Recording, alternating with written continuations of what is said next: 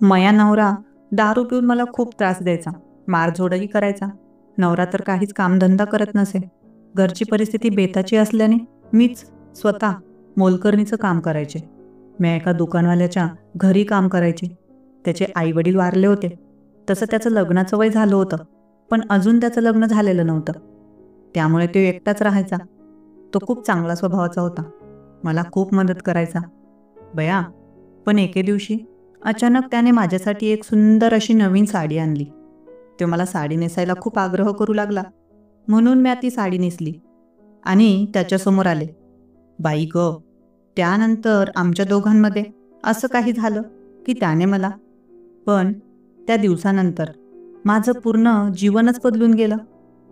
मित्रांनो, ही स्टोरी अत्यंत सुंदर आहे. ही संपूर्ण कथा सविस्तरपणे मी तुम्हाला सांगणार आहे ह्याच व्हिडिओच्या माध्यमातून. मी पुष्पलता. चला तर मग सुरुवात करते. मी घाईघाईने लवकर स्वयंपाक बनवला आणि नवऱ्याला जेवायला वाढलं. पण एवढा छान स्वयंपाक बनवूनही त्याने फक्त 2 घास खाल्ले. त्याला जेवण धकतच नव्हतं. त्यात मी तरी काय करणार. शेवटी त्याला त्याची औषधं दिली आणि मी माझ्या कामासाठी घराबाहेर निघाले. माझ्या घरापासून जाधव काकूंचं घर फारसं लांब नव्हतं, पण चालून पोचायला 15 मिनिटं लागायची. मी रस्ता फटाफट चालत होते. माझ्या पुढे एक युवक चालताना दिसला. त्याने खिशातून मोबाईल काढला. माझं लक्ष त्याच्याकडे होतं. मोबाईल काढताना त्याच्या खिशातून काही नोटा खाली पडल्या, पण त्याचं त्याकडे लक्षच नव्हतं. तो आपल्याच गुंगीत पुढे निघून गेला.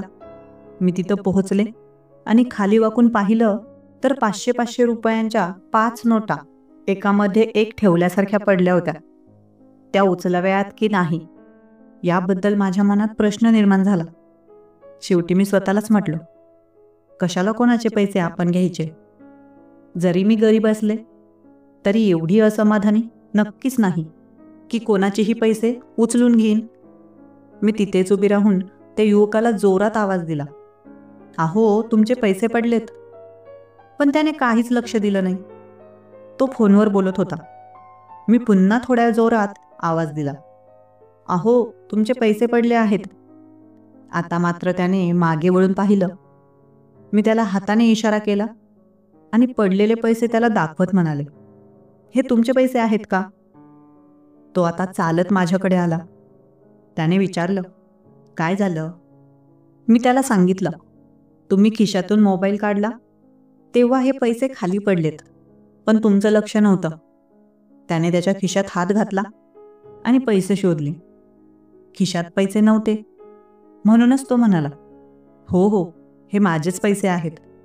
मी ते पैसे त्याला देऊ लागले, पण त्याने खूप आश्चर्याने आणि कुतूहलाने माझ्याकडे पाहिलं. मी त्याच्या हातात पैसे दिले आणि पुढे निघणार तेवढ्यात त्याने परत आवाज दिला, अहो, थांबा थांबा. मी थांबले. तो म्हणाला, तुमची इमानदारी पाहून मला खूपच छान वाटलं बघा. पाहिलं तर असं कोणीही पडलेले पैसे परत करत नाही. कदाचित तुमच्या जागी कोणी दुसरं असतं तर हे पैसे स्वतःजवळ ठेवून घेतले असते आणि मला ते कळलं सुद्धा नसतं. पण तुमच्या या वागण्याने मी खूप प्रभावित झालो आहे. तुमची इच्छा असेल तर याच्यातून काही पैसे ठेवा, मला आनंद होईल. मी हसून म्हणाले, नको नको साहेब, हे पैसे तुमचे आहेत आणि ते तुमच्याकडेच असायला हवेत. मला हे पैसे घेण्याचा काहीही अधिकार नाही. तो आग्रह करू लागला, पण शेवटी मी ठामपणे सांगितलं, साहेब, काही काम असेल तर ते मी करू शकते. त्या बदल्यात मला मोबदला द्या, पण असे विनाकारण तुमच्याकडून पैसे घेणं मला योग्य वाटत नाही. त्याने मान हलवली आणि मी पुढे निघाले. जाताना त्याने ज्या आदराने माझ्याशी वागणूक दिली त्याबद्दल माझ्या मनात समाधान दाटून आलं. मागे वळून पाहिलं तर तो अजूनही माझ्याकडे पाहतच उभा होता. आज मला थोडा उशीरच झालेला. मी पटापट चालत जाधव काकूंच्या घरी पोहोचले. त्या घरात होत्या, पण त्यांचं माझ्याकडे लक्ष नव्हतं. मी लवकर झाडू घेतला आणि अंगणात झाडू मारायला लागले. झाडून झाल्यावर घरात आले जाधव काकूंनी मला पाहिलं आणि संतापून म्हणाल्या, काय ग वर्षा, आत्ता आलीस काय? काकू, थोडा वेळ झाला, बाहेर झाडझूड केली बघा, आता फटाफट घरातलं काम आवरते, असं मी शांतपणे सांगितलं. हा, तू मला येड्यात काढू नकोस हा, उशिरा येतेस आणि वरून मला शिकवतेस, असं म्हणत त्या विनाकारण माझ्यावर ओरडू लागल्या. पण काय करणार, मी त्यांच्या घरातील काम करणारी मोल करीन. माझ्यासारख्या गरीब बाईला त्यांनी काम दिलं, हेच माझ्यासाठी खूप होतं. त्यांचं थोडं ऐकून घ्यावंच लागणार. म्हणून मी काही न बोलता सरळ कामाला लागले. काही वेळाने त्यांचे पती बाहेरून आले. मी किचनमध्ये स्वयंपाक करत होते. अचानक ते किचनमध्ये आले आणि विचारू लागले, वर्षा, खाण्यासाठी काही आहे का? हो, स्वयंपाक करते, पण लगेच हवं असेल तर काही करून देऊ का? गरम गरम उपमा वगैरे? हो हो, चालेल, उपमा कर. मी त्यांच्यासाठी उपमा करायला लागले. ते किचनमध्येच माझ्या जवळ उभे होते. मला थोडं अस्वस्थ वाटत होतं, पण ते घरचे मालक असल्याने मी कसं सांगणार की तिकडच्या रूममध्ये जा. शेवटी मी काही न बोलता माझं काम सुरू ठेवलं. मात्र तिरक्या नजरेने मला पाहत होते. त्यांची उपस्थिती जाणवत होती आणि जाणून बुजून ते तिथे थांबले असावेत. काही वेळाने जाधव काकूही किचनमध्ये आल्या. त्यांनी रागाने माझ्याकडे पाहिलं आणि आपल्या पतीला म्हणाल्या, काय हो, काय हवं तुम्हाला? मालक म्हणाले, भूक लागली होती म्हणून काही खायला आहे का विचारायला इथं आलो होतो. बरं बरं, तुम्ही जा, मी देते, असं म्हणत काकूने रागात त्यांना बाहेर पाठवून दिलं. ते निघून गेल्यावर जाधव काकू माझ्याकडे वळल्या आणि संतापून म्हणाल्या, काय ग, तुझ्या अवकातीत राहा ना. मी घाबरून म्हणाले, काकू, मी काय केलं? काही चुकलं असेल तर माफ करा. काही चुकलं का काय विचारतेस? तुझ्यावर माझी चांगली नजर आहे. मी तुला ओळखलंय. माझ्या नवऱ्यावर डोळा ठेवतेस? नाही हो काकू, मी असं कधीच करणार नाही, मी थरथरत्या हाताने उत्तर दिलं. बरं ऐक, फालतू गोष्टी माझ्या घरात चालणार नाहीत. कामाशी काम ठेवायचं. हो काकू, ठीक आहे, असं म्हणत मी खाली मान घालून कामाला लागले. जाधव काकू विनाकारण माझ्यावर ओरडल्या, पण मी काय करणार? गरीबाला कुठे मन आणि हृदय असतंय? कोणी काहीही बोललं तरी खाली मान घालून ऐकावं लागतं. तुम्हीच सांगा, यात माझी काय चूक होती? आता असंच होऊ लागलं. जाधव काकूंचे पती मुद्दामच माझ्याशी बोलायचे आणि जवळीकता निर्माण करण्याचा प्रयत्न करायचे, पण मी त्यांना खूप टाळत असे. जाधव काकू ही अधूनमधून पाहायची. एकदा मी गच्चीवर कपडे वाळत घालण्यासाठी गेले. तिथे जाधव काकूंचे पतीही आले. मी कपडे वाळवत असताना ते जवळ आले आणि म्हणाले, वर्षा, किती काम करतेस तू? चल, मीही तुला थोडी मदत करतो, असं म्हणत त्यांनी माझ्या हातातून ओले कपडे घेण्याचा प्रयत्न केला. मी त्यांना वारंवार नाही म्हणत होते, पण त्यांनी माझं काहीच ऐकलं नाही. ते कपडे घेण्यासाठी मुद्दाम माझ्याजवळ आले. त्यांनी त्यांचे हात माझ्या हाताजवळ आणले. त्याच वेळी अचानक जाधव काकू वर आली. त्यांनी आम्हा दोघांना अशा परिस्थितीत पाहिलं जिथे माझे हात कपड्यांसाठी पुढे होते आणि जाधव काकूंचे पती ते कपडे त्यांच्या हातात घेत होते. ते माझ्या अगदी जवळ होते. जाधव काकूला वाटलं की इथं काहीतरी चुकीचं घडत आहे. त्या रागाने मला खूप ओरडू लागल्या. त्याच वेळी जाधव काकूंचे पती तिथून खाली घरात निघून गेले. मी मात्र गच्चीवरच होते. जाधव काकू माझ्यावर संताप व्यक्त करत होत्या आणि नको नको ते बोलत होत्या. त्या म्हणाल्या, काय ग, तुला सांगितलं होतं ना तुझ्या अवकातीत राहा, पण तू तर दिवसेंदिवस माझंच दाखवते आहेस. तुला सांगितलं ना, काम करायचं असेल तर नीट करायचं. मी रडवेल्या स्वरात म्हणाले, काकू, नाही हो, मी काहीच केलं नाही. तेच माझ्याजवळ आले आणि म्हणाले, मी तुला मदत करतो, पण मी त्यांना नाही म्हणत होते. त्यांनी ऐकलं नाही आणि तेवढ्यात तुम्ही आलात. बास, मला काही शिकू नकोस, थोबाड बंद कर. असं म्हणत त्यांनी मला खूपच अपमानित केलं. त्या दिवशी मी कसं तरी स्वतःला सावरलं. मनात खूप राग आणि अपमान जाणवत होता. असं वाटत होतं की जाधव काकूला तिची जागा दाखवावी. पण माझी मजबुरी आणि म्या एक गरीब बाई. गरिबी खूप वाईट आहे. ती सगळं काही सहन करायला शिकवते. म्या घरी आले. आज कशातच मन लागत नव्हतं. वरून नवऱ्याला पाहिलं तर तोही घरात नव्हता. दुपारी जाधव काकूंच्या घरातलं सगळं काम आटपून आले होते. घरी येऊन स्वयंपाकाला लागले. स्वयंपाक बनवला, पण नवरा अजूनही आला नव्हता. त्याची खूप चिंता वाटू लागली. बाहेर जाऊन शोधलं तर तो कुठेच दिसला नाही. एका टपरीवर जाऊन विचारलं तर टपरीवाल्याने सांगितलं, तुमचे पती दारूच्या दुकानाकडे गेले आहेत. माझ्याकडे पैसे मागत होते, पण मी त्यांना दिले नाही. माझ्या काळजात धस्स झालं. खरंच तिकडे गेलेत का? मी विचारलं. हो हो, तिकडेच गेलेत. मी घाईघाईने आणि पटापट चालत दारूच्या दुकानाकडे गेले. तिथे लांबूनच पाहिलं तर मोकळ्या जागेत बाकड्यावर बसून माझा नवरा दारू पीत बसला होता. पण एवढ्या लोकांसमोर दुकानात मी कशी जाऊ? तिथेच बाहेर उभी राहिले. पण किती वेळ उभं राहणार? शेवटी माझ्याने राहवलं नाही आणि दुकानाच्या गेटजवळ गेले. तिथं एक वॉचमॅन होता.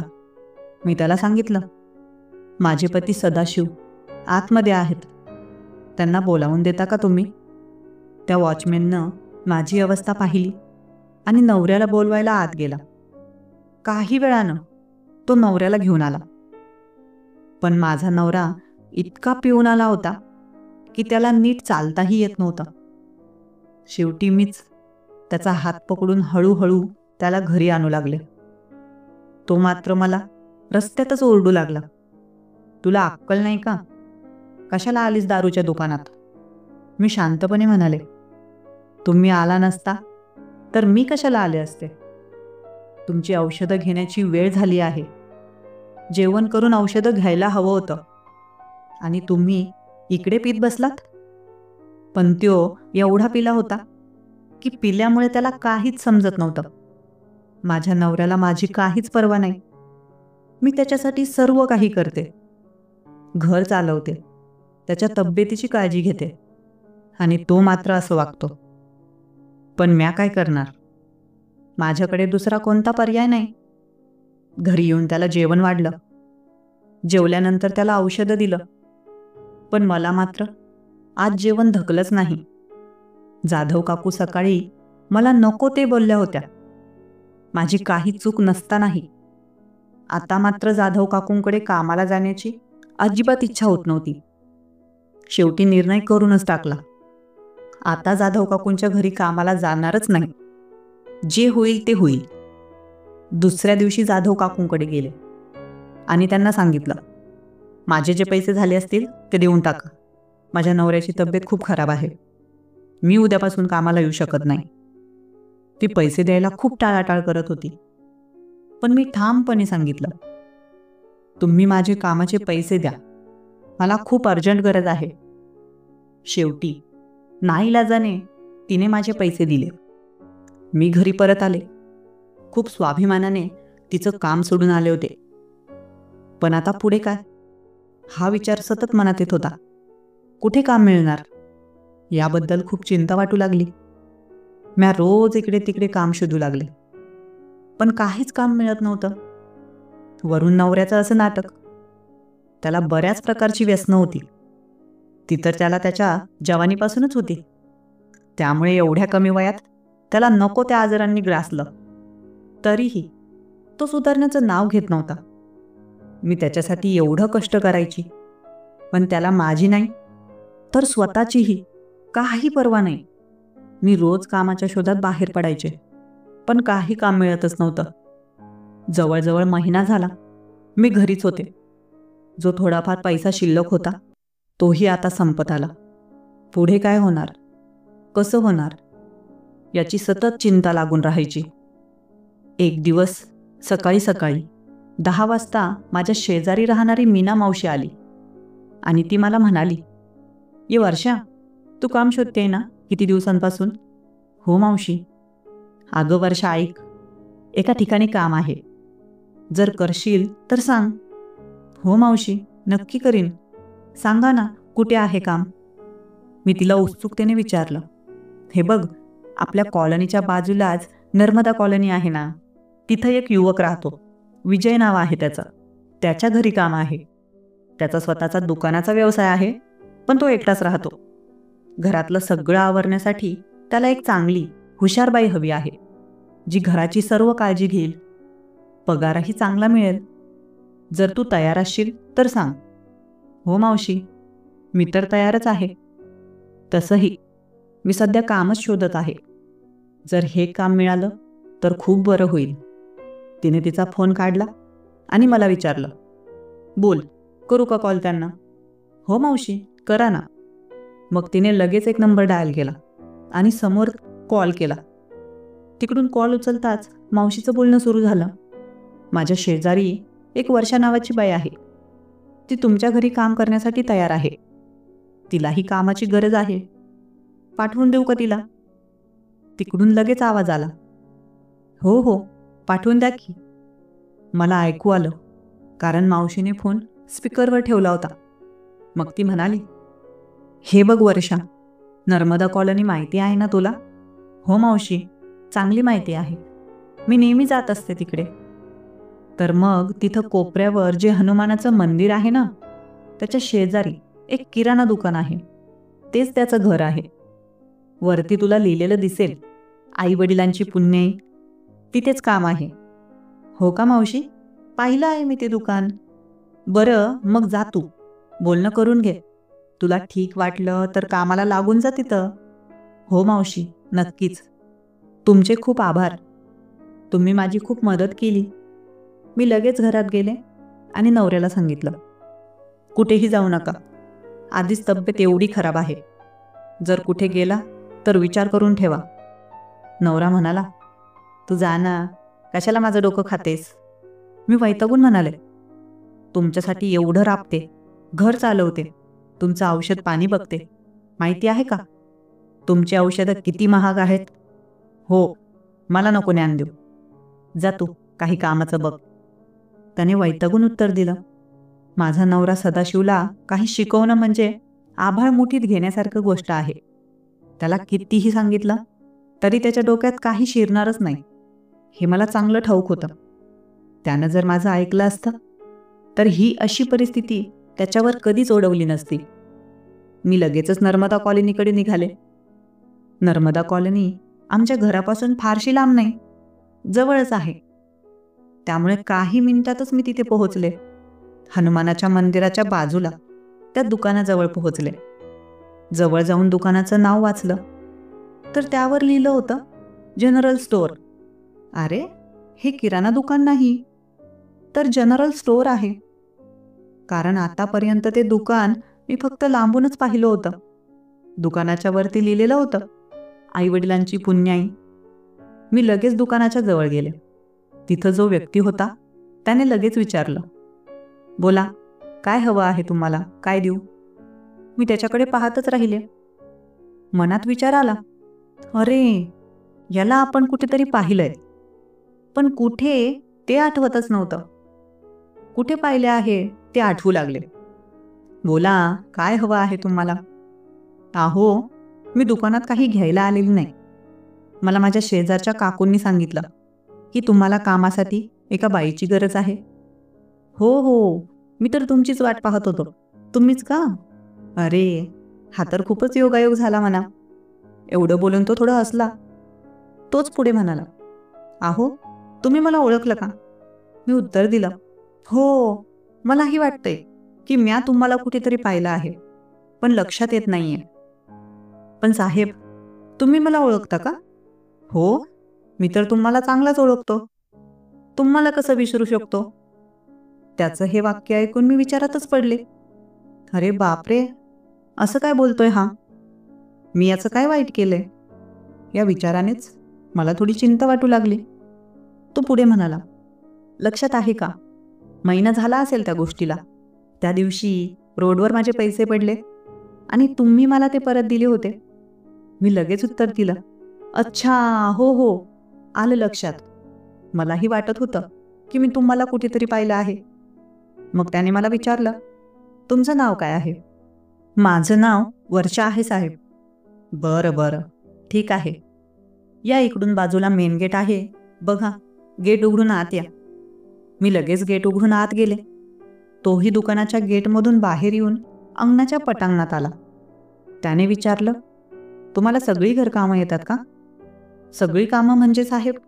म्हणजे स्वयंपाक, धुणं, भांडी, फरची वगैरे पुसणे? हो साहेब, मला घरातली सगळी कामं येतात. आधी मी 2-3 ठिकाणी असं काम केलं आहे. बरं बरं, चालेल मग. या घरात.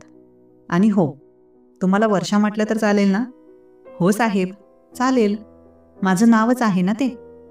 त्यामुळे तुम्ही मला नावानेच हाक मारली तरी चालेल. मग मी त्याच्या मागे मागे घराच्या मुख्य द्वारातून आत गेले. आत गेल्यावर पाहिलं तर त्याचं घर खूपच मोठं होतं. 2 मजल्यांचं वाटत होतं. कारण घराच्या आतच जिना दिसत होता. इकडे तिकडे पाहिलं, पण तसं दुसरं कोणी दिसलं नाही. तो पुढे चालत होता आणि मी त्याच्या मागेच. त्याचं एवढं मोठं घर पाहून मी थक्क झाले. तो किचनमध्ये गेला आणि म्हणाला, हे बघा ज्योती, हे किचन आहे. किचनही खूप छान होतं, पण पूर्णपणे अस्ताव्यस्त झालेलं. आजूबाजूला फारशी भांडी नव्हती आणि काही बरण्या खाली दिसत होत्या. मला वाटलं, इथे स्वयंपाक होत नाही की काय, असा प्रश्न मनात आला, पण मी त्याला काही विचारलं नाही. तिथून पुढे जाताना तो म्हणाला, हे बघा, इकडे बाथरूम आहे आणि वर या, वर दाखवतो तुम्हाला. तुम्हाला वरच्या मजल्यावर घेऊन गेला. वरच्या मजल्यावरही एक हॉल होता आणि काही रूम होत्या. तिथे पूर्ण मोकळं होतं. जास्त काही सामान नव्हतं. हे बघा, एवढ्याच फक्त 2 मजल्याचं घर आहे. खूप मोठं नाही. याची टापटीप ठेवायची. किचन तुम्ही पाहिलंच. सकाळ संध्याकाळ फक्त माझ्यासाठी स्वयंपाक करायचा आहे आणि माझे कपडे आवरायचे, एवढंच काम आहे. फक्त एकट्याचा स्वयंपाक करायचा? हे ऐकून मला थोडं विचित्र वाटलं. मी विचारलं, साहेब, एकट्यासाठी म्हणजे? तुमचा परिवार कुठे? गावाला गेला आहे का? नाही नाही वर्षा, माझा परिवार नाही. म्हणजे मी एकटाच आहे, असं त्याने स्पष्ट सांगितलं. त्याच्या चेहऱ्यावर थोडी नाराजी दिसली, पण तो याबद्दल पुढे काही बोलला नाही. त्यावेळी दुपारचे 11 वाजलेले. तो म्हणाला, वर्षा, माझा नाश्ता झाला आहे.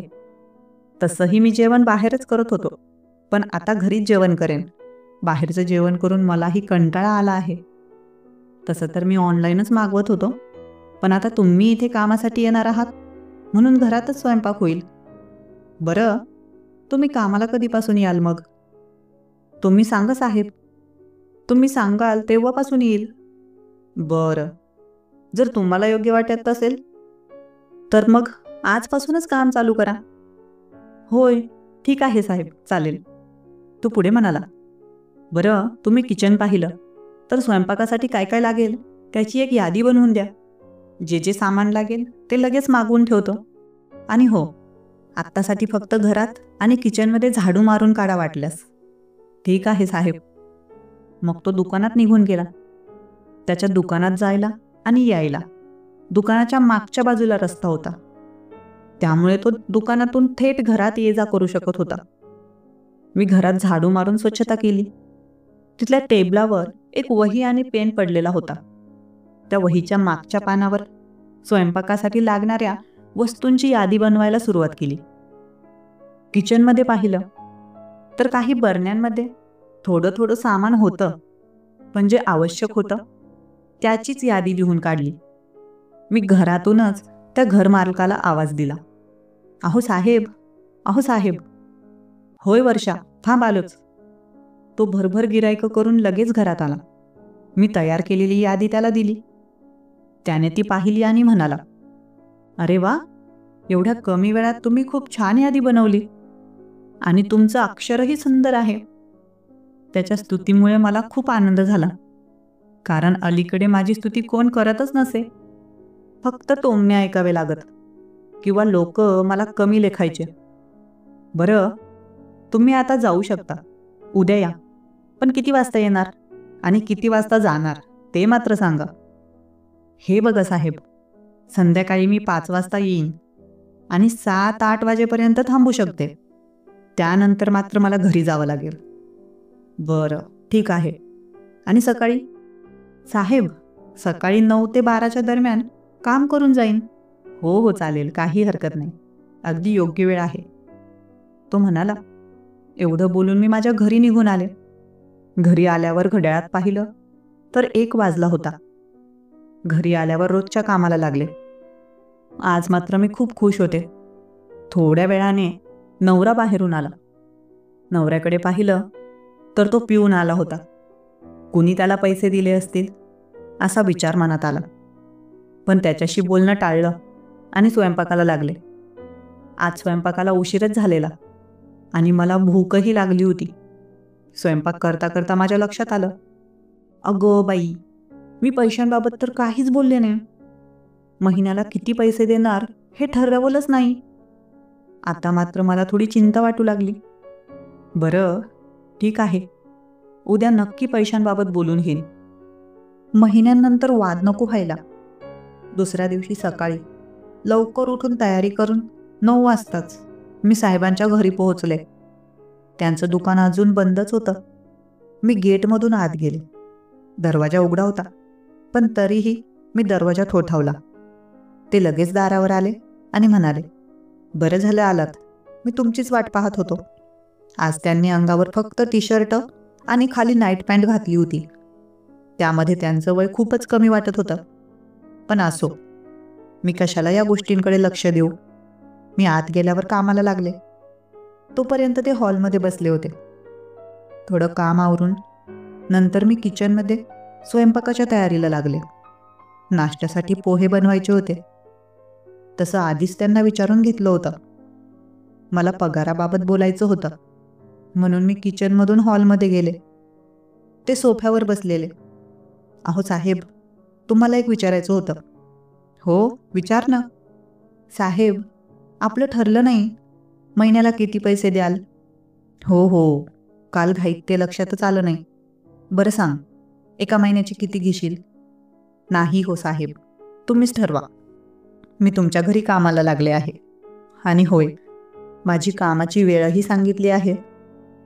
पैशाचं तुम्हीच सांगा, पण मी एवढं सांगते की सगळं काम व्यवस्थित सांभाळेन. हा साहेब, मी तुम्हाला माझ्या कामाबद्दल कंप्लेंट करायचा अजिबात चान्स देणार नाही, असं मी आत्मविश्वासाने सांगितलं. अरे बापरे, खूपच इंग्लिश बोलता तुम्ही. ते हसले. मलाही थोडी लाज वाटली. मी गालातल्या गालात हसून खाली मान केली. बरं वर्षा, मागच्या ठिकाणी तुम्ही किती पगार घेत होता? साहेब, खोटं नाही बोलणार, महिन्याला 9,000 रुपये मिळायचे. बरं, मी तुम्हाला 15,000 रुपये देईन महिना. अरे बापरे, काय बोलताय? मी मनातल्या मनात आश्चर्याने म्हणाले, हो, 15,000 रुपये देईन, चालेल का? हो हो, चालेल साहेब. आधीच्या ठिकाणी मला फक्त 9,000 रुपये मिळायचे, पण आता तुम्ही 15,000 रुपये देताय, त्यामुळे मी खूप मन लावून काम करेन. हो, मलाही तेच हवं आहे. कारण भरपूर कामवाल्या बाया मी बघितल्या आहेत. काही बाया व्यवस्थित काम करत नाहीत. मला व्यवस्थितपणाचं काम हवं आहे. साहेब, मी तुम्हाला अजिबात तक्रार करायची संधी देणार नाही, मी त्यांना खात्री दिली. बरं, मी बाहेर हॉलमध्ये बसतो. पोहे झाले की मला सांग, असं सांगून ते बाहेर गेले. मी पोहे करत असतानाच मनात विचारांची लाट उसळली. महिन्याला 15,000 रुपये, आता घरचे बरेच प्रश्न सुटतील, शिवाय 2 पैसेही शिल्लक राहतील. हे विचार मनात येऊन आनंदाने मी स्वयंपाक करत होते. मी फटाफट पोहे बनवले आणि हॉलमध्ये सोफ्यावर बसलेल्या साहेबांना दिले. त्यांनी 2 घास खाल्ले आणि म्हणाले, अरे वा वर्षा, एक नंबर चव आहे तुझ्या हाताला. मला तुझ्या हातचे पोहे खूप आवडले. हो का साहेब? त्यांचं हे बोलणं ऐकून मलाही खूप बरं वाटलं. बरं, तुम्ही खा, अजून लागले तर सांगा, असं मी म्हणल्यावर ते म्हणाले, हो हो, खातो मी आरामात. मी किचनमध्ये परतले. पोहे कढईत झाकून ठेवले आणि एका छोट्या प्लेटमध्ये थोडे पोहे घेतले. मग परत हॉलमध्ये जाऊन त्यांना विचारलं, साहेब, अजून पोहे खायचे का? नाही वर्षा, माझं पोट भरलं आहे. अहो साहेब, मग आता हे पोहे याचं काय करू? बरं, तुम्हाला अजून लागत असेल तर सांगा, मी तिकडे काम करते. नाही नाही, झालं माझं. तुलाही भूक लागली असेल ना, तो खाऊन टाक ना. वर्षा, ऐक, तू इथे फक्त कामाला आली आहेस असं समजू नकोस. हे तुझंच घर आहे असं समज. अरे बापरे, काय बोलतोय हा? मी मनातल्या मनात म्हटले. आरामात काम कर, बिनधास्त मस्त राहा, असं त्यांनी हसून सांगितलं. पहिल्याच दिवशी त्यांचं हे बोलणं ऐकून मला आश्चर्य वाटलं. हा माणूस इतकं का बोलतोय? पण कदाचित त्यांना चांगली कामवाली मिळाल्यामुळे ते आनंदी असतील असं वाटलं. त्यांचा स्वभावही खूप चांगला वाटला. तो पहिला दिवस कामावर खूप छान गेला. मी आता त्यांच्या घरी खूप मन लावून काम करू लागले. ते एकटे राहायचे, त्यामुळे त्यांचा स्वयंपाकही एकट्याचा असायचा. फारसे काम नव्हते आणि ते खायलाही साधे सरळ असल्यामुळे मी बनवलेला स्वयंपाक मोठ्या आवडीने खात असत. बघता बघता 1 महिना पूर्ण झाला आणि हो, खरंच त्यांनी मला 15,000 रुपये पगार दिला. एवढे पैसे एकाच वेळी हातात आल्याने माझा आनंद गगनात मावेनासा झालता. एकदा सकाळी मी नेहमीप्रमाणे त्यांच्या घरी पोहोचले. आता मी आधी घरात जाऊन झाडू मारायचे आणि बाथरूममध्ये काही कपडे असतील तर तेही धुवून टाकायचे.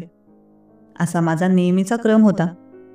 झाडू मारून नेहमीप्रमाणेच मी बाथरूममध्ये शिरले. बाथरूमचा दरवाजा उघडाच होता, त्यामुळे मी सरळ आत गेले. पण जशी मी आत शिरले तसा मला जोरदार धक्का बसला. विजयजी तिथे काहीतरी करत होते. त्यांच्या कमरेवर फक्त टॉवेल गुंडाळलेला होता आणि शरीराचा वरचा भाग पूर्ण उघडा होता. काही क्षण माझी नजर त्यांच्यावर थबकली. ते रंगाने खूप गोरे आणि त्यांची शरीरयष्टीही खूप आकर्षक होती, त्यामुळे माझे डोळे क्षणभर हटेनात. तेवढ्यात ते म्हणाले, अरे वर्षा, तू अचानक आत कशी आलीस? मी गडबडून म्हणाले, सॉरी साहेब, मला माफ करा. मला माहीतच नव्हतं की तुम्ही आत आहात, म्हणून मी सरळ आत आले. इतकं बोलून मी तिथून पटकन बाहेर आले आणि दुसऱ्या कामाला लागले. थोड्या वेळाने तेही बाहेर आले. आता मात्र मी त्यांच्याकडे पाहण्याची हिंमतच करू शकत नव्हते आणि तेही माझ्याशी काही बोलले नाहीत. थोड्या वेळाने त्यांनी कपडे बदलले आणि ते दुकानात निघून गेले. दुपारी स्वयंपाक तयार झाला. नेहमीप्रमाणे मी त्यांना जेवणासाठी बोलावलं. ते दुकान बंद करून 12 वाजता जेवायला आले. मी त्यांना ताट वाढलं आणि ते टेबलावर जेवायला बसले. माझं काही थोडकं काम बाकी होतं, शिवाय फरशी पुसायचीही बाकी होती. म्हणून मी फरशी पुसण्यासाठी फडकं आणलं आणि झपाट्याने काम करू लागले.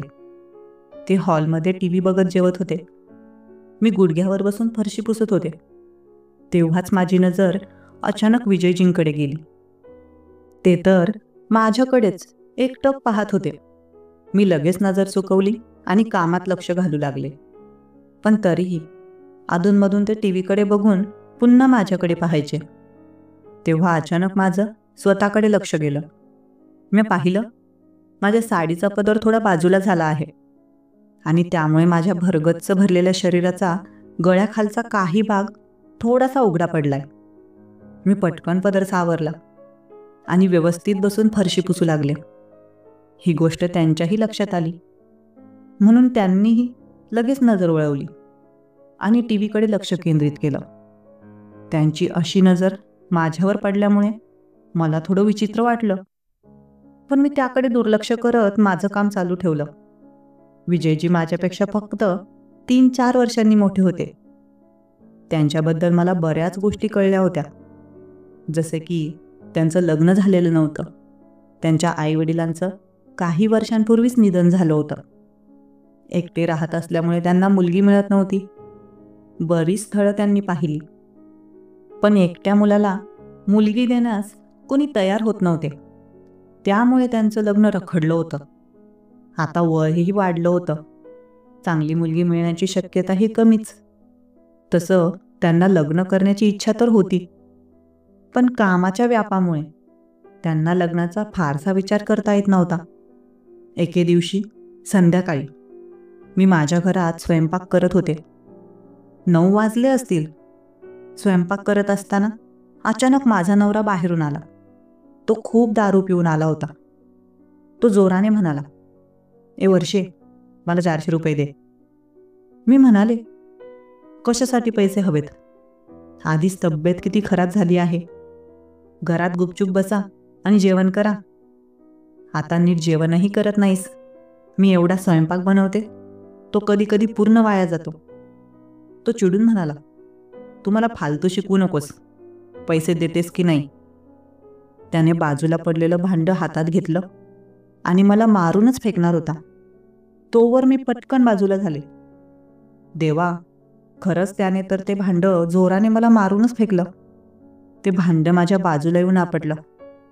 त्याच्याशी भांडण्यात काहीच अर्थ नव्हता. म्हणून मी त्याला पैसे दिले आणि त्याला शांत केलं.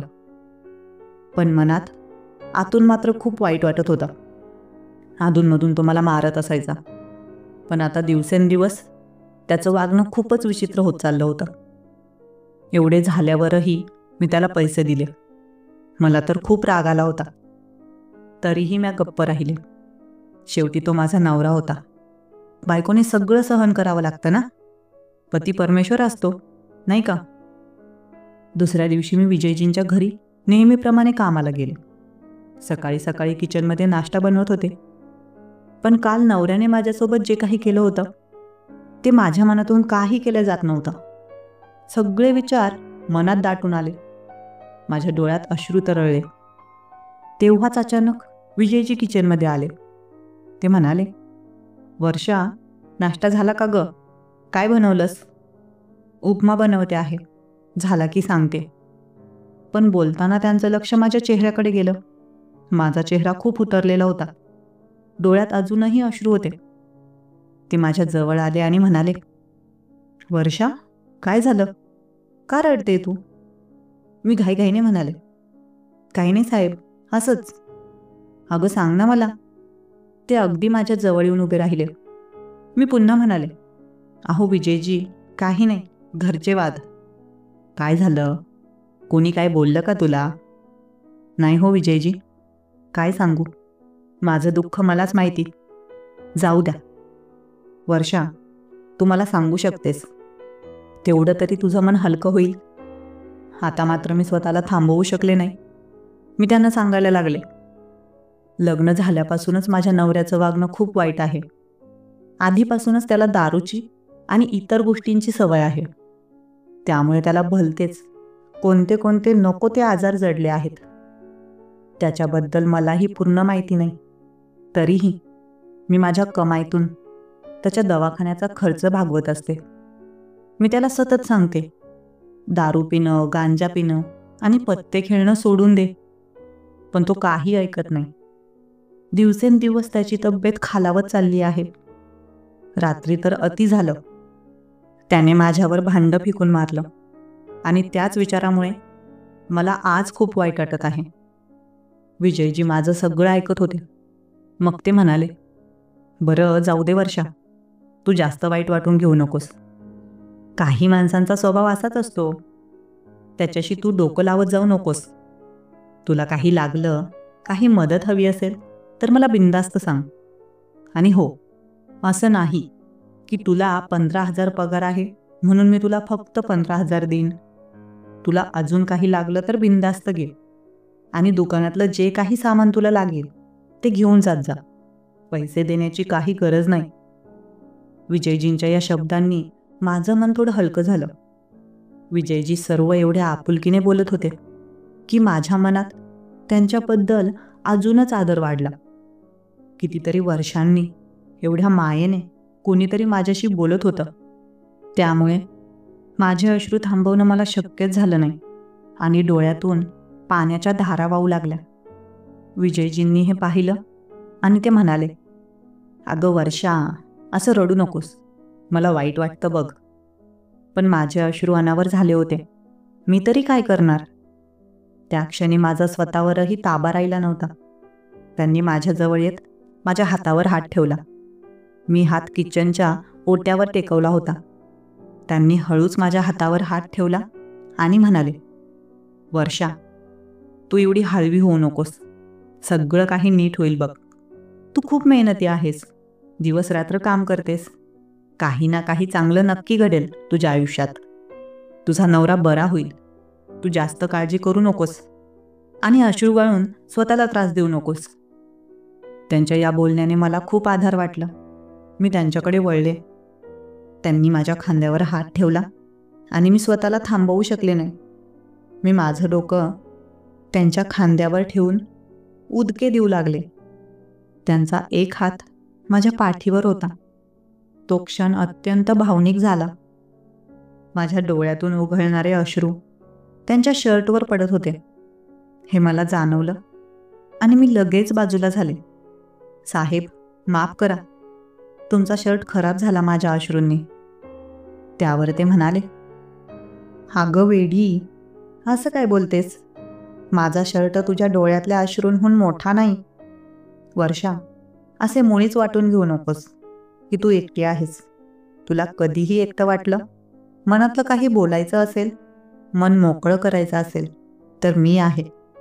स्वतःला असं एकटी समजू नकोस. त्यांच्या या शब्दांनी मला खूप धीर आला. ते परत माझ्याजवळ आले आणि मी त्यांना घट्ट मिठी मारली.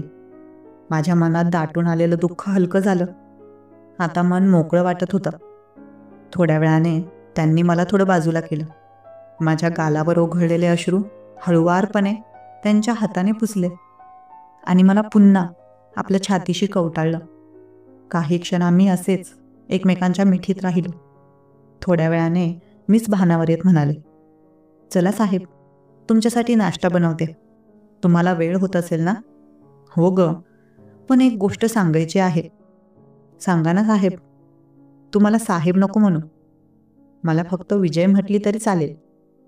नाही हो साहेब, ते मला जमणार नाही. मला तशी सवय नाही. अगं जमेल, एवढं काही कठीण नाही. मला फक्त विजय म्हटलं तरी चालेल किंवा अहो का हो म्हण, पण साहेब नको. बरं, मी प्रयत्न करेन. मग ते हॉलमध्ये जाऊन बसले. मी नाश्ता बनवून त्यांना दिला. त्यांनी नाश्ता केला आणि नंतर दुकानात निघून गेले. मीही पुढच्या कामाला लागले. विजयजींबद्दल मला खूप छान वाटत होतं. एका गरीब मोलकरीण बाईला त्यांनी जो आदर दिला, माझं दुःख समजून घेतलं, त्यांनी माझं मन जिंकलं होतं. दुपारी 1 वाजता मी घरी पोहोचले.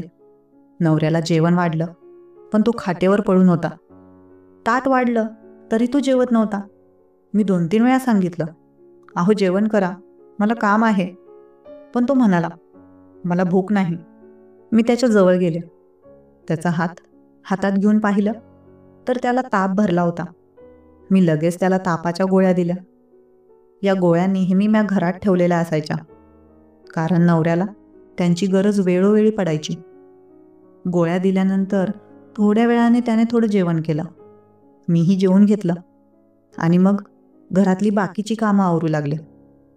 पण मनात मात्र विजयजींची आठवण होत राहिली. त्यांनी दाखवलेला आधार, माया आणि दिलासा मला खूप मोठा वाटला. त्यांच्या शब्दांनी आणि स्पर्शाने मला एक नवीन उभारी मिळाली होती. संध्याकाळी परत मी विजयजींच्या घरी कामाला पोहोचले.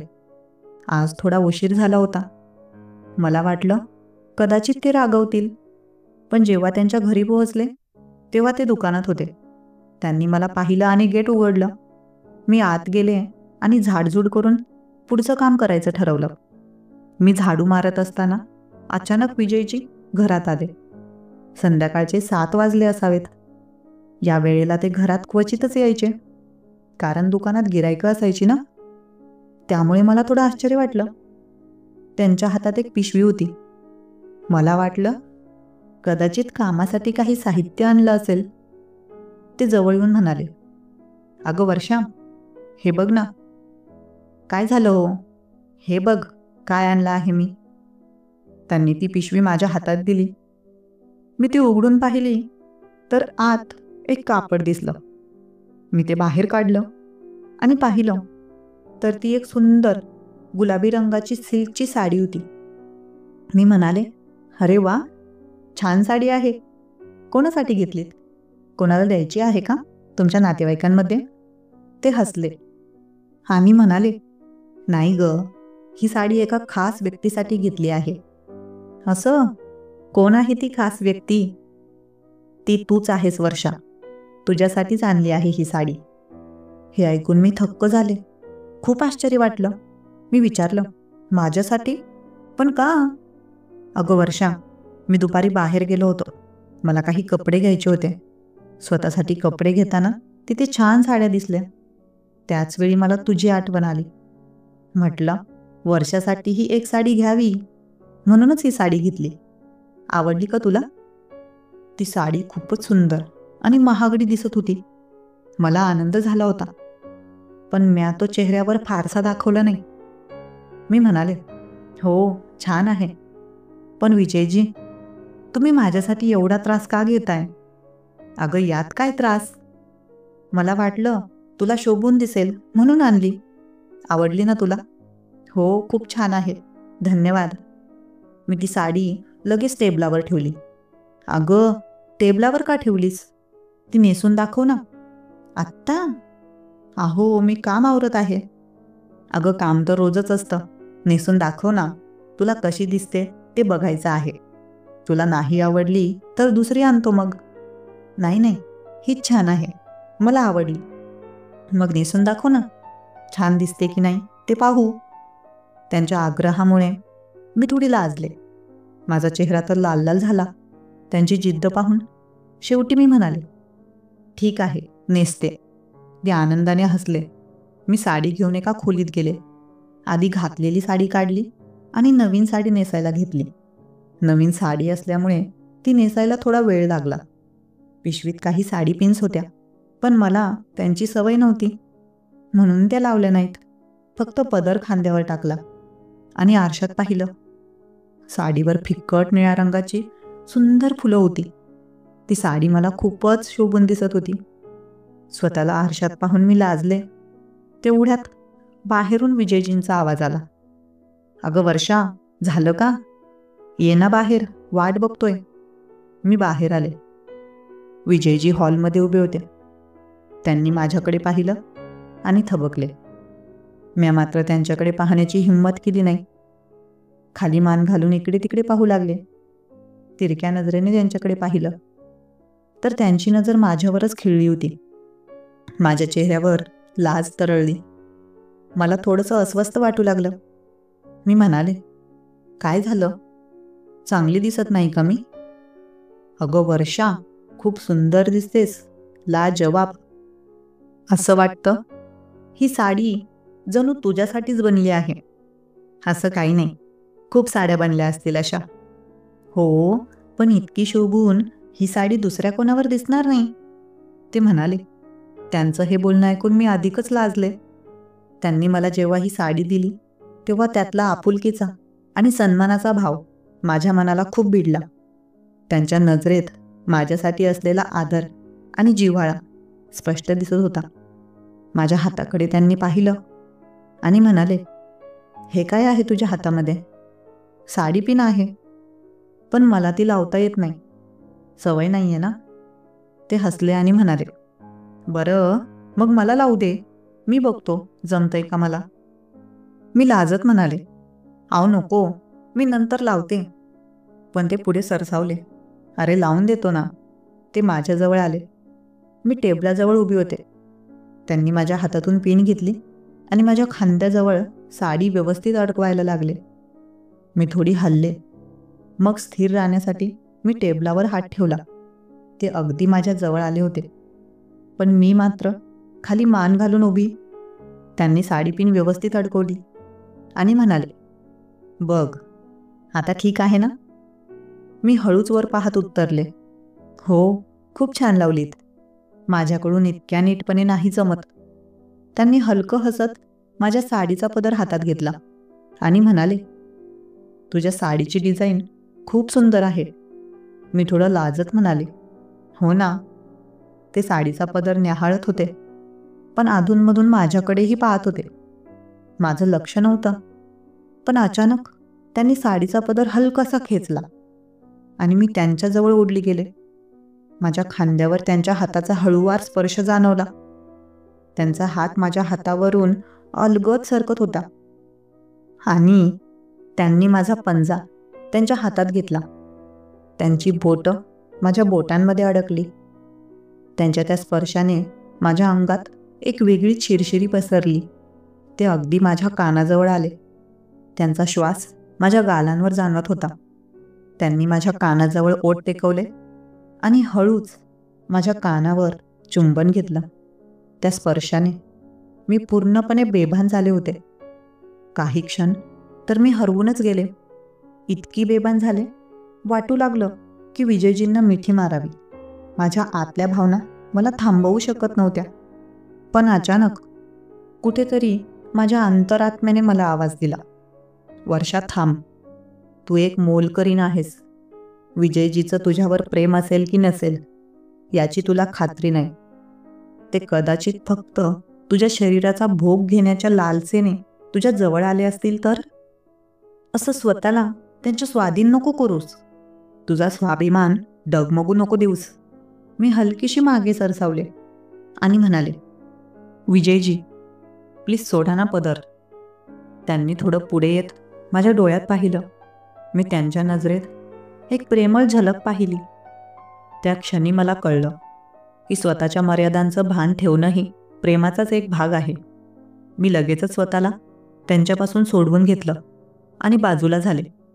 मी पळतच स्वयंपाकघरात गेले.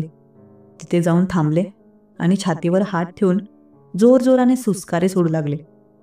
कारण माझा श्वास खूप वेगाने चालत होता. स्वयंपाकघरातूनच मी बाहेर हॉलमध्ये नजर टाकली. विजयजी अजूनही तिथेच उभे होते. मी त्यांच्या जवळून न बोलता आणि न बघता निघून आले होते. कदाचित त्यांनाही वाटलं असावं की मलाही ते नको आहे, म्हणूनच मी तिथून पळाले. मी स्वयंपाकघरात थोडा वेळ थांबले आणि बाहेरच्या हालचालींकडे लक्ष देत होते. काही वेळानंतर विजयजी तिथून निघून दुकानात गेले. मग मी स्वयंपाकाला लागले. पण माझ्या मनात मात्र अनेक विचार सुरू होते. त्या घटनेमुळे माझ्या मनात असंख्य प्रश्न निर्माण झाले. तरीही मला समाधान वाटत होतं की मी स्वतःला योग्य वेळी थांबवलं. जर मी स्वतःला थांबवलं नसतं तर कदाचित मी माझा स्वाभिमान गमावला असता. विजयजी फक्त शारीरिक आकर्षणामुळे माझ्याबद्दल प्रभावित झाले असतील आणि हेच कुठेतरी मला खूप खटकत होतं. पुरुष हा कसा असतो याबद्दल मला चांगलंच माहिती होतं. म्हणूनच मी नेहमी ठरवलं की स्वतःला कधीच कोणाच्या ताब्यात देऊ नये आणि कोणाचाही आधार घेऊ नये. कारण आपण माणसं ओळखण्यात कधीकधी चूक करतो आणि मग नंतर त्याचा आपल्याला त्रास होतो. मी आज स्वयंपाक पटकन आटोपला. विजयजी अजून दुकानातच होते. ते बरे झाले. मी लांबूनच त्यांना हाक मारली, आहो स्वयंपाक तयार आहे, गरम आहे, मी झाकून ठेवला आहे, तुम्ही जेवण करून घ्या, मी निघते. एवढं बोलून मी त्यांच्या उत्तराची वाटही पाहिली नाही आणि त्यांच्याकडे बघितलं देखील नाही. सरळ मी घरी निघून आले. पण घरी पोहोचल्यावरही माझं मन काही शांत होत नव्हतं. काळीच धडधडत होता. घरी येऊन पाहते तर नवरा खाटेवरच पडलेला. सकाळी त्याला औषधं दिलेली, पण त्याची तब्येत आणखी बिघडल्यासारखी वाटत होती. घरात लाईट बंदच होते, म्हणून मी दिवाबत्ती केली. मग नवऱ्याजवळ जाऊन त्याची तब्येत बघितली. त्याचा आवाज खोल झाला होता आणि तो खूपच अशक्त दिसत झालेला वाटत होता. नवरा म्हणाला, मला खूप त्रास होतोय. मी त्याला म्हटलं, थांबा, आपण डॉक्टरांकडे जाऊया. आमच्या घराजवळच एक छोटं क्लिनिक होतं. तिथे जाण्यासाठी मी त्याला उठवू लागले, पण तो इतका अशक्त झाला होता की त्याला उठताही येत नव्हतं. मी लगेचच माझ्या शेजारी राहणाऱ्या मीना काकूला बोलवायला गेले. मीना काकूला बोलावून आणलं आणि मग कसं तरी माझ्या नवऱ्याला उठवलं. पण त्याच्याकडून चालणे शक्य नव्हतं. त्यामुळे मीना काकू म्हणाली, वर्षा, तू एक काम कर, डॉक्टरांना विनंती कर. ते तसं घरी येतात. त्यांच्या क्लिनिकमध्ये जर जास्त गर्दी नसेल तर ते लगेचच येतील. तू जाऊन बघ, मी इथेच थांबते. मीना काकूच्या सांगण्याप्रमाणे मी ताबडतोब डॉक्टर गवारे यांच्या क्लिनिकमध्ये गेले. सुदैवाने तिथे गर्दी नव्हती. मी त्यांना माझ्या नवऱ्याची परिस्थिती सांगितली. ते माझ्यासोबत यायला तयार झाले. आमचं घर जवळ असल्यामुळे डॉक्टर आणि मी लवकरच घरी पोहोचलो. डॉक्टरांनी माझ्या नवऱ्याला तपासलं, काही औषधं लिहून दिली आणि सांगितलं, यांच्यावर नीट लक्ष ठेवा. दारू पिल्यामुळे यांची तब्येत दिवसेंदिवस खराब होत आहे. डॉक्टरांनी नवऱ्याच्या पोटालाही तपासलं. त्याचं पोट थोडं फुगल्यासारखं दिसत होतं. डॉक्टर म्हणाले, दारू जास्त प्रमाणात घेतल्यामुळे त्यांच्या लिव्हरला सूज आली आहे. त्यामुळेच त्यांचं अन्न पचन होत नाहीये आणि भूकही लागत नसेल. मी म्हणाले, हो डॉक्टर साहेब, ते जेवणच करत नाहीत.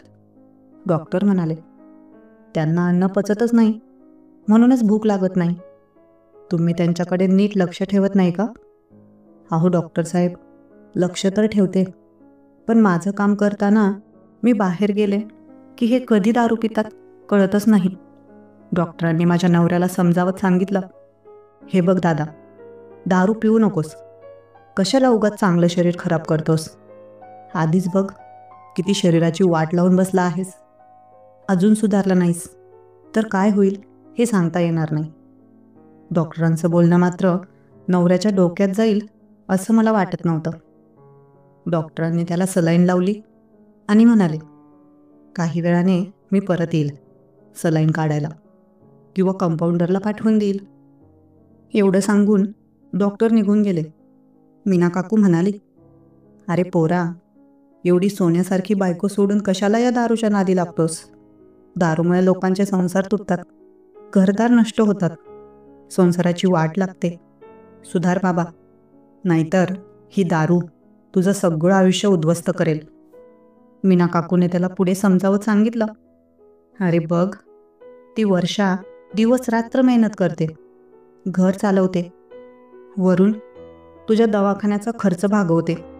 तरीही तिच्याकडून तू पैसे घेऊन दारू पितोस आणि तिलाच मारझोड करतोस. असं करू नकोस रे. तिच्या माहेरची परिस्थिती चांगली नाही आहे. तिच्या जागी दुसरी कोणती बाई असती तर तुला कधीच सोडून गेली असती. एवढी सुंदर बायको मिळाली, पण तिला तुझ्यासारखा नवरा मिळाल्यामुळे तिचं आयुष्य नरकासारखं झालंय. रात्रंदिवस मेहनत करून संसाराचा गाडा उडते. तिच्या जागी दुसरी असती तर कधीच तुला सोडून निघून गेली असती. काकूने मला विचारलं, वर्षा, जेवण केलं का ग तू? पोरी, नसलं केलं तर कर.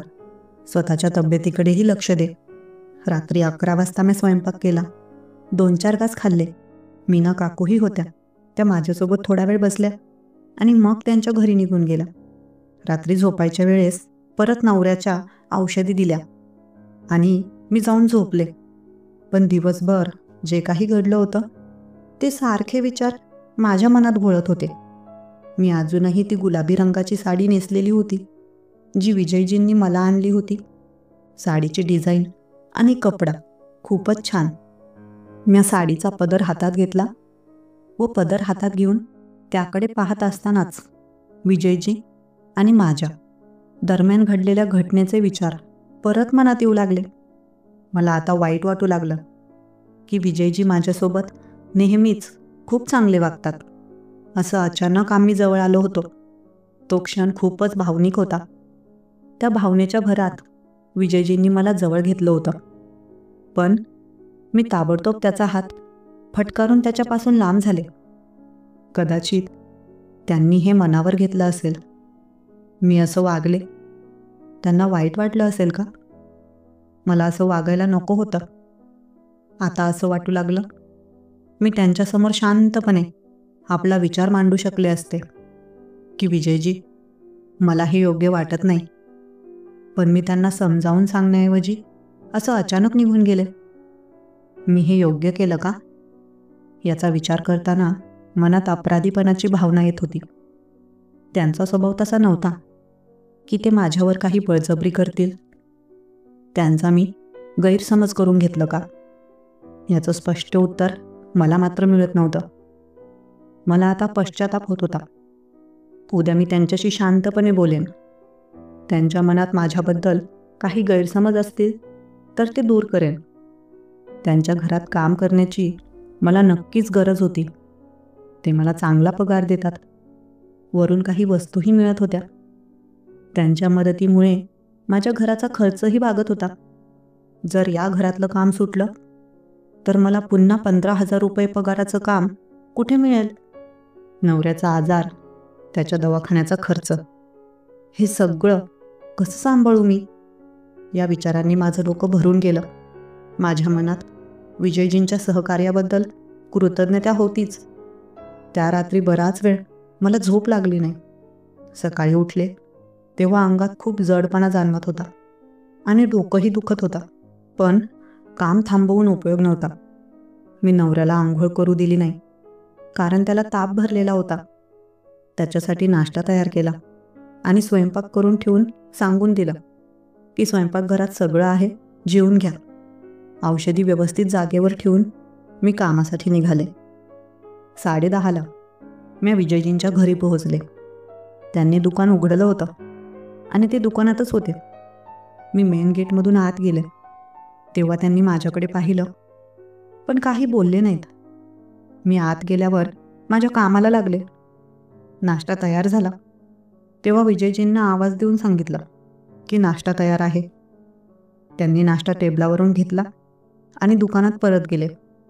मी स्वयंपाक पूर्ण केला आणि घर आवरलं. मला थोडे पैसे विजयजींकडे मागायचे होते, पण त्यांना कसं सांगावं हे काही समजत नव्हतं.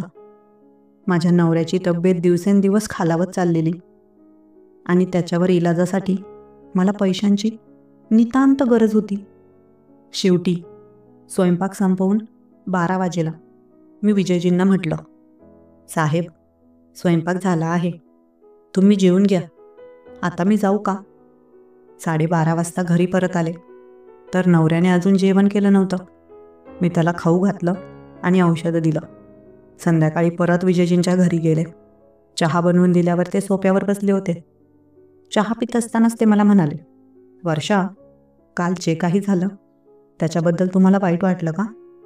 त्यांच्या शब्दात खूप समजूतदारपणा होता. त्यांनी स्पष्ट केलं की ते मुद्दामून काही करत नव्हते आणि त्यांचा माझ्याबद्दल वाईट विचार नव्हता. त्यांच्या बोलण्याने मला काहीसा दिलासा मिळाला. मी त्यांना सांगितलं की मला काहीच वाईट वाटलं नाही, पण विजयजी, माझं लग्न झालं आहे. त्यानंतर मी काहीच बोलले नाही. तेव्हा नंतर मीच त्यांना म्हणाले, साहेब, मला थोड्या पैशांची गरज आहे. नवऱ्याची तब्येत बिघडली आहे. त्याला शहरात डॉक्टरकडे दाखवायचं आहे. डॉक्टरांनी रक्तही चढवायला सांगितलं आहे. त्यामुळे काही पैसे लागतील. पगारातून थोडे पैसे ॲडव्हान्स द्याल का? तेव्हा विजयजी म्हणाले, होय, ठीक आहे, घे ना पैसे लागत असतील तर. मी कधी नाही म्हटलं का तुम्हाला?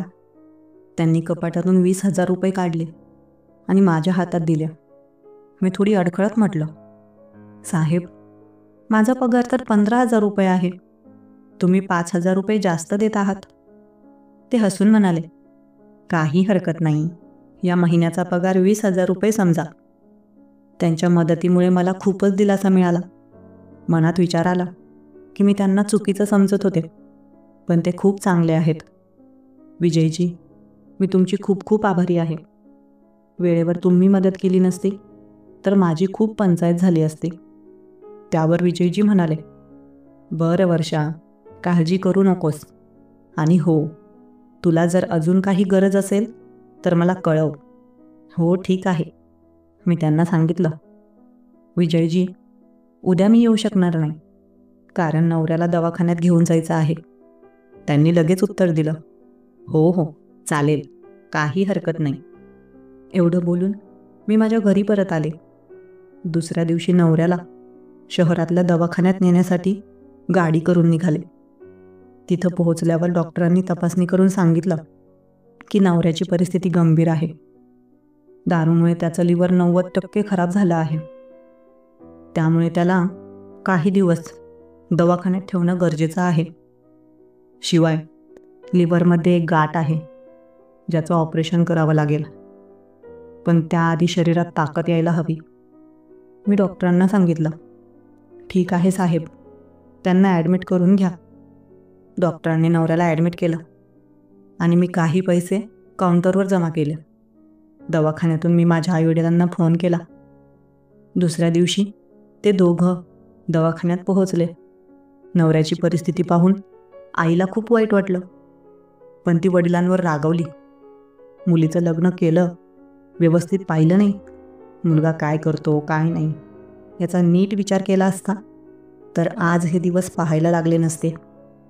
आई मला म्हणाली, पण आता झालं ते झालं. वर्षा, नवऱ्याची काळजी घे आणि स्वतःचीही काळजी घे. आई वडील 2 दिवस दवाखान्यात थांबले. मीही नवऱ्याजवळ राहिले. त्याची प्रकृती थोडी सुधारल्यानंतर एका नर्सने मला बोलावलं आणि सांगितलं, तुमचं बिल 50,000 झालं आहे, पण तुम्ही फक्त 30,000 रुपये भरले आहेत. उरलेले 20,000 आणि पुढील खर्चासाठी तुम्हाला 50,000 रुपये लगेच भरावे लागतील. हे ऐकून माझ्या पायाखालची जमीनच सरकली. एवढे पैसे कुठून आणायचे हेच मला समजत नव्हतं. माझ्या आईकडेही पैसे नव्हते. तेव्हा मला विजयजींची आठवण झाली. मी त्यांच्याकडे मदत मागण्यासाठी गावात गेले. त्यांच्या घरी पोहोचल्यावर त्यांनी विचारलं, वर्षा, 2 दिवस कुठे होतीस? काही अडचण आहे का? मी त्यांना सर्व सांगितलं. त्यांनी शांतपणे ऐकलं आणि विचारलं, किती पैसे लागणार आहेत? मी घाबरत घाबरत उत्तर दिलं, विजयजी, मला 50,000 रुपये लागत आहे.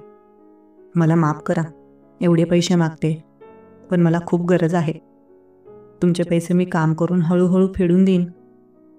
त्यावर विजयजी म्हणाले, अगं, तू इतकी चिंता का करतेस? होय, मी तुला मदत करेन. थांब, मी पैसे काढून आणतो. बरं, ठीक आहे, असं सांगून ते लगेचच घरात गेले. कपाटातून त्यांनी काही पैसे काढले आणि एका पिशवीत ठेवून मला दिले. हे घे, 50,000 रुपये आहेत. व्यवस्थित लक्ष दे तुझ्या नवऱ्याकडे. अजून काही दिवस कामाला नाही आलीस तरी चालेल, मी माझं सांभाळून घेईन. अजून काही लागलं तर बिनधास्त सांग. हो विजयजी, मी तुमची खूप आभारी आहे. असं म्हणत मी त्यांचे आभार मानले आणि माझ्या घरी परत आले. घरातून काही लागणारं सामान घेतलं आणि पैसे घेऊन थेट शहरात दवाखान्यात पोहोचले. तिथे काही रक्कम भरली, पण नवऱ्याची तब्येत काही सुधारत नव्हती. अजून 2 दिवस मी दवाखान्यातच थांबले. आता माझे आईवडीलही गावाला निघून गेले. दवाखान्यात मी एकटीच होते. मध्ये मध्ये काही नातेवाईकही भेटायला येत, पण थोड्या वेळाने तेही निघून जात. या एकटेपणाने मला खूप अस्वस्थ वाटायचं. खाणं पिणंही कसं तरी होत होतं, पण काही करून हे दिवस तर काढावेच लागणार होते. दवाखान्यात येऊन 8 दिवस झाले. एका रात्री नवऱ्याला औषधं वगैरे देऊन व्यवस्थित करून मी थकलेली असल्याने एका लहान रूममध्ये झोपले होते. झोप लागली तरी रात्री मध्येच जाग यायची. त्या रात्रीही काही वेळ झोपून उठले. रात्रीचे 12 वाजलेले. बाथरूमला जात होते. तेवढ्यात एक नर्सने मला बोलावलं. ती काहीतरी बोलू पाहत होती, पण तिच्या तोंडून शब्द फुटत नव्हते. तिच्या चेहऱ्यावर एक वेगळाच अस्वस्थपणा दिसत होता. मी घाबरून तिचा हात धरला आणि विचारलं, हो, सांगा ना, काय झालं? माझ्या नवऱ्याला काही झालं का? पण ती काही बोलत नव्हती. घाबरून मी धावत नवऱ्याच्या रूममध्ये गेले. तिथे त्याला पलंगावर झोपलेलं पाहिलं. मी त्याच्या हाताला धरून त्याच्याशी बोलू लागले, पण त्याने डोळे उघडले नाहीत. त्याचा चेहराही गळालेला दिसत होता. त्याची छाती हलत नव्हती आणि कदाचित त्याचा श्वासही बंद झाला होता. तेव्हा दुसरी नर्स जवळ आली. तिने माझ्या खांद्यावर हात ठेवला आणि म्हणाली, ताई, त्यांची तब्येत आधीच खूप खराब होती. आपण खूप प्रयत्न केले, पण एवढं बोलून ती थांबली. मला कळून चुकलं. माझा नवरा मला कायमचं सोडून गेला होता. मी तिथेच पलंगावर डोकं ठेवून रडू लागले. जीवाचा आकांत करत होते. दवाखान्यात असलेले डॉक्टर आणि इतर पेशंटांचे नातेवाईक मला समजावत होते, पण माझं दुःख मला आवरत नव्हतं. अचानक माझ्या डोळ्यांपुढे अंधार आला आणि मी जमिनीवर कोसळले. जेव्हा मला शुद्ध आली तेव्हा मी दवाखान्याच्या रूममध्ये पलंगावर झोपलेली होते. मला सलाईन लावलं होतं. मी उठण्याचा प्रयत्न केला तर माझ्या शेजारी बसलेली आई मला थोपवू लागली. ती म्हणाली, पोरी, आता कशी आहेस? काळजी करू नकोस. तिच्या चेहऱ्यावर थोडं असमाधान दिसत होतं, पण माझं मन मात्र अजूनही पूर्ण कोसळलेलं होतं. मी लगेचच तिला विचारलं, माझा नवरा कुठे आहे? काय झालं त्याला? तेव्हा आई जवळ आली आणि म्हणाली, पोरी, हे बघ, जे झालंय त्याचा तुला आता स्वीकार करावा लागेल. आणि लक्षात ठेव, तू काहीही कमी केलं नाहीस. तुझी काहीही चूक नाही. तू पूर्णपणे तुझं कर्तव्य निभावलं आहेस. आणि जे होऊ शकलं असतं ते सर्व तू केलं. आता स्वतःला त्रास देऊ नकोस आणि वाईट वाटून घेऊ नकोस. आईने मला खूप समजावलं. त्यानंतर काही नातेवाईक दवाखान्यात आले आणि मग आम्ही आमच्या गावात परतलो. माझ्या नवऱ्याचा अंत्यविधी करण्यात आला. काही दिवस मी घरीच होते. माझी आई आणि काही नातेवाईक माझ्यासोबतच राहिले. पण घर खूप सुनं वाटत होतं. माझा नवरा कसा का असेना, पण तो माझ्या सोबतीला होता. मला विश्वास होता की मी त्याला सुधारावेन, त्याची व्यसनं बंद करवेन. पण नियतीने काहीतरी वेगळंच घडवलं. तब्बल 25 दिवसांनी मी विजयजीच्या घरी गेले. सकाळी 11 वाजले असावेत. ते दुकानातच होते. मला पाहून ते घरात आले. वर्षा, बस, ते म्हणाले. मी सोफ्यावर जाऊन बसले. माझा चेहरा खूपच गळालेला होता. विजयजींना माझ्याबद्दल आणि नवऱ्याबद्दल सर्व काही कळालं असेलच. आमचं गाव काही खूप मोठंही नव्हतं. वर्षा, तुझ्या नवऱ्याबद्दल ऐकून खूप वाईट वाटलं, पण मला कळालं की तू त्याच्यासाठी खूप काही केलं. रात्रंदिवस काम करून त्याचे उपचार केले. त्याला सुधारण्याचा खूप प्रयत्न केलास, पण कदाचित त्याचा प्रवास इथपर्यंतच असेल. विजयजींच्या या बोलण्यावर माझ्या डोळ्यात पाणी आलं. ते जवळ येऊन म्हणाले, रडू नकोस. जे व्हायचं ते झालंय. आता पुढे तू स्वतः वर लक्ष द्यायला हवं. काही वेळ मी तिथे बसून राहिले. मग मी त्यांना म्हणाले, विजयजी, मी कामाबद्दल बोलायला आले होते. आज नाही, पण उद्यापासून मी कामाला येईल. चालेल ना तुम्हाला? हो वर्षा, चालेल, काही हरकत नाही. एवढं बोलून मी घरी निघून आले. दुसऱ्या दिवसापासून मी विजयजींच्या घरी कामाला जायला सुरुवात केली.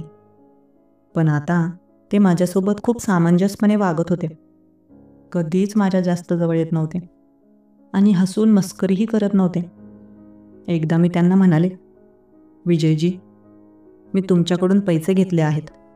काही महिने तुम्ही मला 10,000 रुपये द्या आणि बाकीचे पैसे तुम्ही माझ्या पगारातून कट करा. तेव्हा ते म्हणाले, नाही वर्षा, तुला काही काळजी करण्याची गरज नाही. ते पैसे परत देण्याची गरज नाही. तुझा पगार पूर्ण घेत जा आणि फक्त स्वतःची काळजी घे. त्यांच्या या बोलण्याने त्यांनी माझं मन अजून जिंकून घेतलं. त्यांच्या मदतीने मला खूप मोठा दिलासा मिळाला. पण विजयजींच्या घरी गेलं की मला नेहमीच खूप छान वाटायचं. ते जवळ असले की असं वाटायचं की माझं कोणीतरी जवळचं आहे, माझ्या आधारासाठी. 2-3 दिवसानंतर मी विजयजींचं पूर्ण घर साफ करायला घेतलं. तेव्हा विजयजी म्हणाले, बघ ना वर्षा, एवढ्या दिवसांपासून तू आली नाहीस तर घरात किती घाण झाली होती. असं वाटतंय की घरातली लक्ष्मीच बाहेर गेली होती. पण तू परत आलीस म्हणजे घरात परत लक्ष्मी आली की काय, असं वाटतंय. त्यांच्या या शब्दांनी मला खूप छान वाटलं. त्यांनी मला लक्ष्मीचा दर्जा दिला होता. त्यांचं हे बोलणं माझ्या मनाला एक वेगळाच दिलासा देऊन गेला. पुढचं 1 वर्ष कसं निघून गेलं हे कळलंच नाही. आता माझ्या मनातून माझ्या नवऱ्याच्या जाण्याचं दुःखही कमी झालं होतं. जरी कोणी आपल्याला सोडून गेलं तरी जगणं थांबत नाही, ही जाणीव आयुष्याच्या कठीण वळणावर मला प्रकर्षाने झाली. जेव्हा कोणी आपलं म्हणणारं अचानक दूर जातं तेव्हा मनाला होणारी वेदना शब्दात मांडणं अवघड असतं. अशा वेळी वाटतं की आता सगळं संपलं, आयुष्याचा काहीच उपयोग राहिला नाही. पण जसजसा काळ जातो तसतसं मन त्याच दुःखाशी झुंजत पुढे जाण्याचा मार्ग शोधतं. माझ्या आयुष्यातही असंच काहीसं घडलं. पण हळूहळू वेळेनं मला शिकवलं की कोणत्याही दुःखात अडकून राहणं हा उपाय नाही. माणसाला त्याच्या दुःखांवर मात करायला वेळ मदत करतो. सुरुवातीला जे असह्य वाटतं तेच कालांतराने स्वीकारण्यासारखं वाटायला लागतं. वेळेनं मला शिकवलं की दुःख कायमचं राहत नाही. काळ सरत जातो, आठवणी फिकट होत जातात आणि नवी स्वप्न रुजायला लागतात. आज मी स्वतःवर प्रेम करायला शिकले आहे. आयुष्याने मला जे दिलं त्याबद्दल मी कृतज्ञ आहे. त्या संकटांनी मला अधिक मजबूत बनवलं. एक दिवस विजयजींच्या घरी मी पडदा साफ करत होते. पडदा पुसत असताना अचानक माझा तोल गेला आणि मी जमिनीवर पाय मुरगळून पडले. माझ्या पडण्याचा आवाज झाल्यामुळे विजयजी दुकानातून धावतच आले. मी तिथेच बसून राहिले कारण माझ्या पायाला खूप वेदना होत होत्या. काय झालं वर्षा? मी म्हणाले. काही नाही, थोडा पाय निसटला म्हणून पडले. अगं, काम थोडं सांभाळून करत जा, एवढी काही घाई करायची गरज नाही. ते माझ्या जवळ येऊन बसले. मी पायाला हात लावून बसले होते. जास्त लागलं का तुला?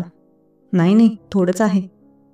ठीक आहे, सोफ्यावर बस, असं म्हणत त्यांनी माझा हात धरला आणि मला सोफ्यावर बसवलं. मग ते माझ्या पायाकडे पाहत म्हणाले, दुखतंय का जास्त? थोडं दुखतंय, पण सहन होतंय. त्यांनी माझ्या पायाला हळूच हात लावला आणि त्यावरून हलक्याने हात फिरवायला सुरुवात केली. मी पटकन म्हणाले, अहो, असं पायाला हात लावू नका. ते म्हणाले, काय झालं? तुला त्रास होतोय का जास्त? मी थोडीशी हसत म्हणाले, नाही हो, एवढं काही नाही. विजयजी माझ्या अगदी जवळ सोफ्यावर बसले होते. त्यांनी माझ्या हातावर आपला हात ठेवला आणि माझ्याकडे पाहत म्हणाले, वर्षा, तुला एक सांगू का? हो, बोला ना. मला असं वाटतं तुझ्याकडे पाहतच राहावं. अगं बाई, माझ्या पायाला लागलंय आणि तुम्ही म्हणताय की तुझ्याकडे पाहतच राहावं? एवढं बोलून मी गालातल्या गालात हसले आणि थोडीशी लाजले. विजयजी आणखी माझ्या जवळ आले. त्यांनी माझा हात पकडून माझ्या हातावर हळूच चुंबन घेतला. त्यांच्या या कृतीमुळे मी तर शहारलेच. ते माझ्या अगदी जवळ आले आणि मला मिठीत घेत म्हणाले, वर्षा, तू मला खूप आवडतेस ग. इतक्या महिन्यांपासून तू माझ्या घरी कामाला येते. मला वाटतं तू या घरातलीच व्यक्ती आहेस. असं वाटतं तुझ्याशिवाय माझं कोणीच नाही या जगात. अरे बापरे, असं काय बोलताय? होय वर्षा, खरं बोलतोय आणि मनापासून बोलतोय. त्यांचा हात माझ्या पाठीवर होता. त्यांच्या ओठांनी माझ्या मानेजवळ हळूच स्पर्श केला. मी देखील त्यांना घट्ट मिठी मारली. त्यांच्या या जवळीकीने माझ्या अंगात एक वेगळीच ऊर्जा संचारली. तेवढ्यात दुकानातून कोणाचा तरी आवाज आला. अहो विजयदादा, गिऱ्हाईक आलं होतं वाटतं.